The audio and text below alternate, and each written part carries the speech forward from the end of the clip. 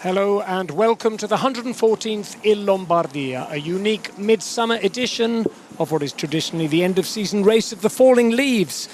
Legends are made here. Binder, Coppi, Gimondi, Merckx, and all won this race. An 80-kilometre loop takes the riders out of Bergamo over the first climb, the Colle Gallo, and back again.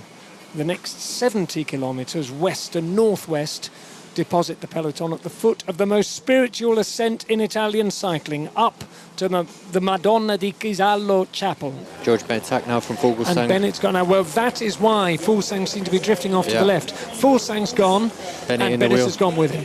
Inside the last 20k. So they let the Civiglio do its work, and then where are we now? A kilometre from the top of the Civiglio? No, still quite a long way to go. I think it's 3k to go to the top. 16.7 the top is a strong attack there by Fuglsang.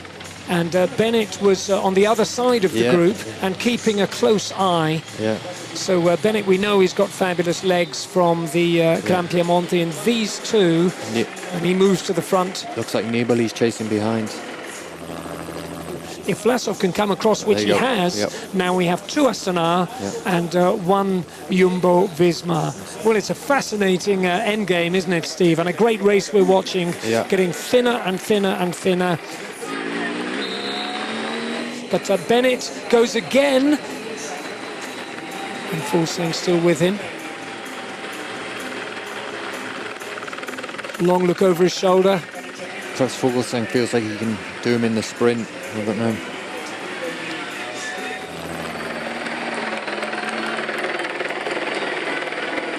There goes Bennett. This is his second attack, and Fuglsang able to respond again. It's around 1k to the top now. 5.3 is the top. Bennett stays out of the saddle. The descent isn't technical off this one. It's big road, sweeping corners. Fuglsang goes this time. Over the top. And Bennett looked down at his headstock there, looked down at his computer, and he's gone. And that was the telltale sign. Well, Fuglsang's gone. He's gone. The gap's growing. The last few hundred metres now of the climb. 15 seconds to Bennett. 17 seconds. The advantage is getting bigger. It's growing. And Bennett can do no more than ride at his own pace. I suppose in the back of his mind, he's still looking pretty good, but I suppose in the back of his mind, he's thinking, let's make sure that this is second. Let's not concede another place. Let's not let Vlasov come back or Mollema come back. 200 metres to go for Jakob Fuglsang. Fourth a year ago, and about to write history as the first Danish rider ever to win the Il Lombardia in its 114th edition. He kisses something that he's got on his wrist there. Celebrates on the line. Great to have the time to do that. Finishes on his own. Jakob Fuglsang has time to enjoy the victory. Salutes the sky. Yeah, I'm the number one today. There are the gaps. 31 seconds to George Bennett, 51 seconds to Alexander Vlasov. There followed Mollema, Ciccone, Nibali, all teammates, but unable to get a place on the podium. Max Schachmann, despite that spill in the very closing metres of the race, brought down by a member of the public in a car, 4.5 minutes down. Ulissi in 8th place. Is this a masterpiece for you? I don't know if it's a masterpiece. I hope that it's that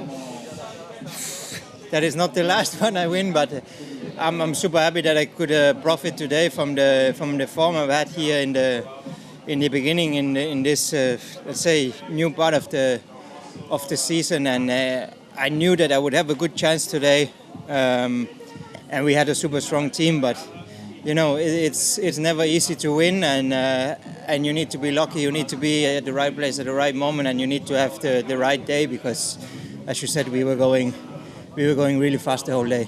How important was it to have two riders in the front group? No, it was super important. Vlasov, he did a huge job, an excellent job for me, and he emptied himself to keep the track guys behind also, and And I knew basically that I probably would be faster than George in a sprint, so my main goal was just to stay with him. But of course, once he attacked on San Fam or speeded up, I tried to go over him, and luckily I could make the gap.